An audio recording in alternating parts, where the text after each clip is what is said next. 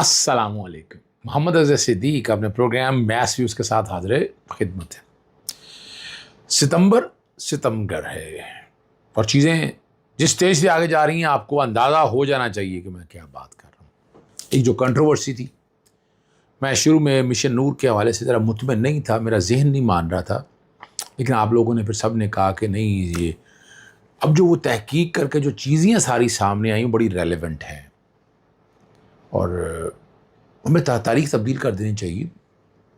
آپ مشن اذان کا نام دے دیں، کوئی بھی نام ایک ایسا دے چھوڑیں.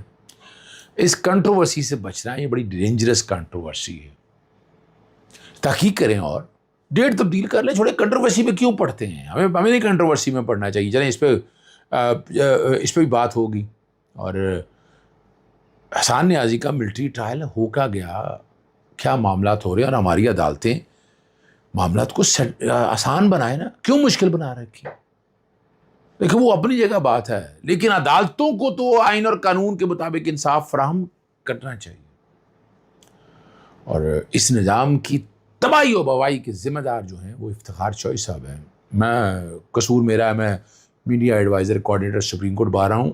اس میں جو ججز اتار کے جو ججز لگائے گئے، وہ جو ججز لگائے اب یعنی یہاں جو اب سارے اس نظام کو یہ حال کر دیا، وہ افتخار چودھری صاحب کے لگائے ہوئے ججز ہیں.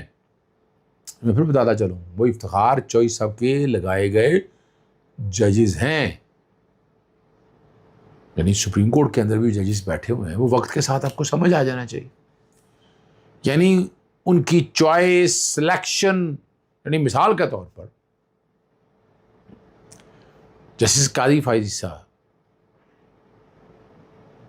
کو یہاں براہ راست بلوچستان یعنی کراچی میں پریکٹس کرتے تھے، امپورٹ کر کے بلوچستان میں لے گئے. ڈومیسائل ہوگا بلوچستان میں، وکالت کب کی اور لگا کے بلوچستان میں چیف جسٹس براہ راست لگا دیے. اور جو اس نظام کی جڑیں کھوکھلی کی، جو تباہی و بربادی کی، وہ جسٹس قاضی فائز. اور میں کمال کی بات بتا دوں، یہاں ہمارے پروفیشنل گروپ جسٹس قاضی فائز صاحب کے اگینسٹ جناب فیض آباد دھرنے کا کیس دیا ہے. میں پہلے دن سے اس بندے کے مخالف ہوں، بہت مخالف ہوں. اس کے خلاف جب وہ پہلا جو اس نے اپنا ریفرنس کی جو چیزیں جب پتہ چلا اس کے خلاف ریفرنس آنے لگا ہے، پوری پلاننگ اس نے کی. وہ ایک باقاعدہ ریفرنس فائل ہوا، اس ریفرنس میں کچھ نہیں ہوا کہ لیک کی، وہ مس کنڈکٹ تھا، لیکن وہ مینج کرنے میں کامیاب رہے. وہ اور جو ڈھکوسلا تھا، یہ جو چہرہ جو ڈھانپا ہوا تھا، وہ تو اب سامنے آ چکا ہے. آپ لوگوں کے بڑا بتایا گیا. اگر فیض آباد دھرنا سچائی پر مبنی تھا ان کا کیس، تو اس کے بعد کیا ہے، وہاں بنیادی طور پر میں نے آپ کے سامنے بات رکھی جو میں سمجھتا ہوں. اسٹیبلشمنٹ کے دو حصے ہیں. ایک حصہ کے اگینسٹ لڑائی تھی اور جسٹس جنرل فیض حمید کے اگینسٹ. اب آپ دیکھ لیں سارا نظام، ان ساروں نے، وہ جنرل فیض حمید یا جو لوگ بھی وہ تھے، وہ اس طرف سے تھے جس طرف سے تھے، آج وہ بھگت رہے ہیں. اچھا، اس سے پہلے میں تاریخی طور پر لے جاؤں، نواز شریف کا جنرل پرویز مشرف کے خلاف جو سارا پلان کیا، اس کو جنرل پرویز مشرف کا گروپ کہہ دیں آپ، یا جو بھی آپ کو نام دے دیں اس کو. نواز شریف نے کس حد تک گیا، کس باریکی تک گیا، اس کے خلاف جو ریفرنس فائل کروانے کے حوالے سے وہ جو پورا کیس میں نے وہ پوری ہسٹری ڈیٹیل آپ کو ساری بتا دی ہوئی ہے. جنرل پرویز مشرف کا کیس تو میں نے دیکھا ہے، میں نے پڑھا ہے، میں نے ایک ڈاکومنٹس اپنے ہاتھوں سے گزرا ہے میرے، تو اس لیے مجھے بہت کچھ اندازہ ہے اس چیزوں کا. اس وقت یہ سارے نظام کی تباہی و بربادی میں افتخار چودھری یا پیچھے جو لوگ بھی بیٹھے ہیں، وہ گروپ ذمہ دار ہیں اور وہ چھایا ہوا ہے. اب جو دوسری طرف تھے، جو اصولوں پہ چلنے والے لوگ تھے، وہ آپ کے سامنے ہیں، وہ آپ کو سمجھ آ جانا چاہیے آپ کو کیا ہے. یعنی افتخار چودھری نے شاید اتنا نقصان نہیں بچایا جتنا قاضی فائزی صاحب نے نقصان پہنچایا. آنکھیں بند رکھی، اور ان کے دور میں جو کچھ ہوا وہ بیوقوف بناتے رہے نظام کو. کبھی آئیں قوم کے سامنے، قرآن مجید سامنے رکھیں، اپنے ماں باپ کی قسم کھا کر بتائیں کہ کیا کیا کچھ کیا ہے. سفیس تو کر نہیں سکتے، ڈونٹ وغیرہ یہ سارا آپ سنتے رہیں قاضی فائز صاحب کے بارے میں، وہاں سے آپ کو اندازہ ہونا چاہیے ساری باتوں کا. تو سارے نظام کی تباہی و بربادی کی ذمہ دار جو ہے وہ جسٹس قاضی فائزی صاحب. ایف آئی آر تو کر لیا آپ نے، جی ہوگی ایف آئی آر. صدر صاحب کو، اسلام آباد ہائی کورٹ کو ایف آئی آر نہیں کرانی چاہیے. ہماری آپس کی لڑائیاں کتنی بھی ہیں، وہ صدر ہیں، وہ ریپرزینٹ کر رہی ہیں اسلام آباد ہائی کورٹ بار کو، اور یہ ٹائم ہے وکلا کے اکٹھے ہونے کا. وکلا کو تقسیم نہیں ہونا چاہیے، یہ بتا دوں میں آپ کو. اس کا الٹیمیٹلی نقصان جو ہے اسی گروپ کو ہونا ہے، اعظم نذیر تاڑ وغیرہ کے گروپ کو ہونا ہے اس کا. یعنی وکلا تو یہ اس طرح برداشت نہیں کرتے. کس بات کی دہشت گردی؟ ہوا کیا ہے؟ سارا کچھ سامنے، ایک ایک چیز سامنے. جتنی مذمت کی جائے وہ کم ہے. یعنی اگر آپ نے کرنا بھی تھا ایف آئی آر ویسے تو بنتی نہیں تھی، اگر یہ مان بھی لیا جائے کوئی ایف آئی آر نہیں بنتی تھی. پھر ایف آئی آر کرنے کے بعد چھاپے مارے گئے. وہ چھاپے کیسے مار دیا آپ نے؟ ہے نا؟ کیا آپ کے پاس ایویڈنس تھی؟ ایویڈنس ساری ریکارڈ میں آ چکی ہے. کس بنیاد پر پکڑنے جا رہے ہیں آپ اس کو؟ کیا شاطیں تھی آپ کے پاس؟ اور یہ رکنا چاہیے معاملہ. وکلا برادری کو کردار ادا کرنا چاہیے سارے معاملے کے اندر. وکلا کو تقسیم کرنے کی یہ ایک سازش ہے، میں سمجھتا ہوں. کچھ بھی نہیں تھا، نتھنگ. مظاہرہ کر رہے تھے، وہ احتجاج کرنے کا حق ہے. پاکستان تحریک انصاف کو اس طرح فرنٹ پہ، اب اس کے پیچھے میں 2 باتیں دیکھ رہا ہوں کہ پاکستان تحریک انصاف کو پھر احتجاج سے روکنا ہے کہ وکلا یا باقی لوگ نہ کریں، لیکن یہ پاکستان تحریک انصاف کو فیصلہ کرنا پڑے گا. فرنٹ پہ آ کر کھیلنا ہوگا آپ کو. کھیلیں گے تو یہ کام ہوگا. اس طرح نہیں ہو سکتا یہ معاملے کو.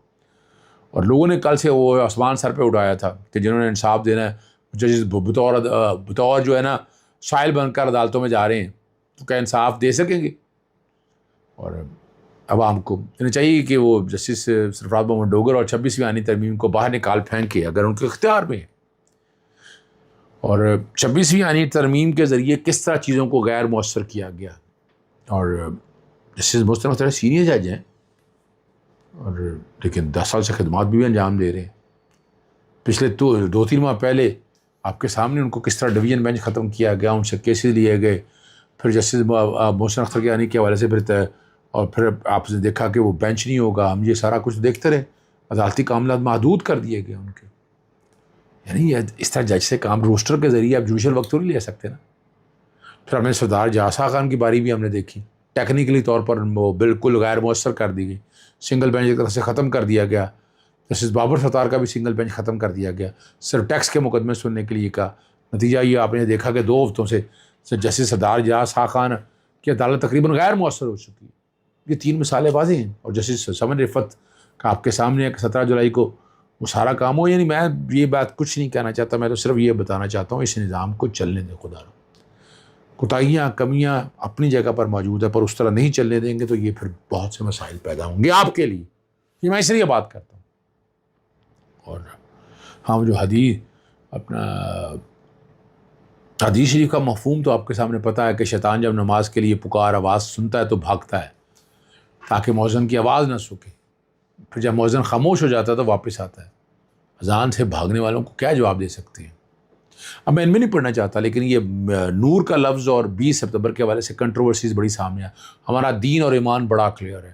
اس میں ڈاکٹر عارف علوی اور باقی پاکستان تحریک انصاف کے لوگوں نے بڑی وضاحت کے ساتھ بتا دی ہے. ہم ڈیٹ چینج کر رہے ہیں، اس کی اتنا ایشو کیا ہے؟ یعنی اذانیں دینی تھی نا، تو آج کی ڈیٹ تبدیل کر دیں. آپ لوگ سارے تبدیل کر دینی چاہیے. نام بھی بدل دیں، مشن اذان رکھ دیں. آپ کیا فرق پڑتا ہے؟ مشن نور کے اس سے کیا فرق پڑتا ہے؟ آپ نے تو اذان دینی ہے نا. آپ کا کانسیپٹ تو بڑا کلیئر اذان دینے کے حوالے سے. اور یہ باتیں اب ساری سامنے آ چکی ہیں. میں اس سارے معاملے میں اب چونکہ ریسرچ بھی آ گئی ہے، باقی چیزیں بھی آ گئی ہیں، اس کنٹروورسی میں نہیں پڑھنا چاہیے. میں آپ کو پہلے بتا دوں، میں بڑی وضاحت سے بات کر دیتا ہوں، یہ ذہن میں رکھیے گا. ٹھیک ہے نا جی؟ اس لیے آپ کو ان سب ساری چیزوں سے بچنا ہے. کوئی اور دن دے دیں آپ، مشن اذان کا نام دے دیں اور دے دیں، اذانیں دے دیں. آپ اذانیں دینے سے نہیں روکتا ہے آپ کو.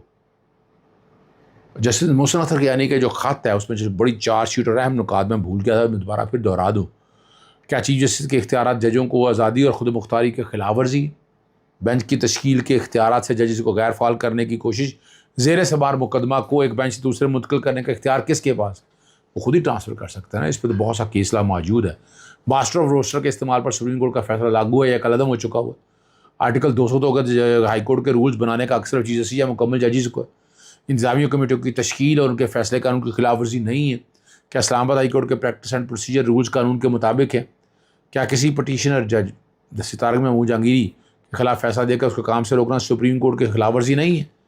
اب یہ جو سپریم کورٹ کے سامنے آنی درخواست ہے اور یہ ساری رکھی ہوئی ہے، ججز لکھتے ہیں کہ آئین کے آرٹیکل 5 کے مطابق انہیں اپنے حلف پر قائم رہنا چاہیے، آئین کی حفاظت اور دفاع کریں. کیا عدلیہ ایک آزاد ستون کے طور پر ریاست کے ساتھ کام کر سکتی ہے؟ وہ ایگزیکٹو کے ماتحت ہے. اور موجودہ جو نظام چل رہا ہے، آئینی نظام میں عدلیہ کی آزادی کے لیے کوئی گنجائش باقی ہے؟ اور حلف جو لیا ہے اس کے مطابق ہم قائم رہ سکتے ہیں. لیکن ایک بات تو ہے نا، موجودہ سسٹم عدلیہ میں آزادانہ سوچ رکھنے والوں کو نشانہ بنا رہا ہے کہ وہ نظام کا حصہ رہ کر ایسے نظام کو قانونی جواز فراہم کر رہے ہیں جو قانون کو دباؤ اور ناانصافی کے اختیار کے طور پر استعمال ہو رہا ہے. ابھی تھوڑے عہدہ چھوڑ کر پاکستان عوام کو اپنی وفاداری کا ثبوت دے. لاہور ہائی کورٹ میں ایک معاملہ بہت عام ہے، حسان نیازی کے ملٹری کورٹ کے تمام، یعنی وہ اعتراض لگایا ہوا تھا، حالانکہ وہ اعتراض دور ہونا چاہیے تھا. میں قانونی بات کر رہا ہوں، اسے جوڈیشل سائڈ پہ دیکھ لینا چاہیے تھا. یعنی انہیں چیزیں نہیں مل رہی ہیں، اب وہ صرف یعنی اعتراض کے طور پر چیزیں جو ہے نا جا کے، یعنی مین آئینی درخواست کی سماعت نہیں ہو رہی، اس کا اعتراض دور کیا جا سکتا ہے. کیا لیٹ آبجیکشن بھی ٹریٹڈ آن دی جوڈیشل سائڈ. چیزیں ساری منگوائیں، جواب منگوائیں، جواب میں وہ لے کر آئیں، ساری ایویڈنس لے کے آ جائیں کہ چیز سامنے آ جائے گی. کیا آپ چلے فرض کریں مینٹینبلٹی کا فیصلہ کرنا چاہتے ہیں تو اس آئینی درخواست کو اعتراض ختم کر کے جوڈیشل سائڈ پہ لگائیں نا، پھر اس کی قانونی اور آئینی حیثیت ڈیسائیڈ کریں. میں لاسٹ ٹائم بھی ڈیٹ میں کورٹ ہیئرنگ میں تھا، 23 تاریخ کو سماعت ہے اس بات کی، اور اس کو لٹکایا جا رہا ہے بنیادی طور کے اوپر. اور وہ جسٹس چیف جسٹس علی صاحب نے پوچھا تھا کہ جناب وہ ملٹری کورٹ کے فیصلوں کے اگینسٹ اپیل کا رائٹ دے دیا ہے، وہ ابھی تک رول نہیں بنے، اب قانون میں ترمیم نہیں ہوئی ہے. وہی بس سنتے رہا کریں آپ. لاہور ہائی کورٹ میں آپ اکثر اس طرح کی باتیں سنتے رہیں گے. لاہور ہائی کورٹ کے باہر جو کوئی کہے یا کہیں، میں تو اس کارکردگی سے مطمئن نہیں ہوں کہ بنیادی حقوق کا تحفظ نام ہو رہا. کہا جا رہا ہے عام آدمی کو انصاف، لیکن انصاف کے وہ تقاضے پورے نہیں ہو رہے ہیں. کوئی اس کو کسی شکل میں بھی لے لے. اجازت چاہتا ہوں. السلام علیکم. اللہ حافظ. پاکستان زندہ.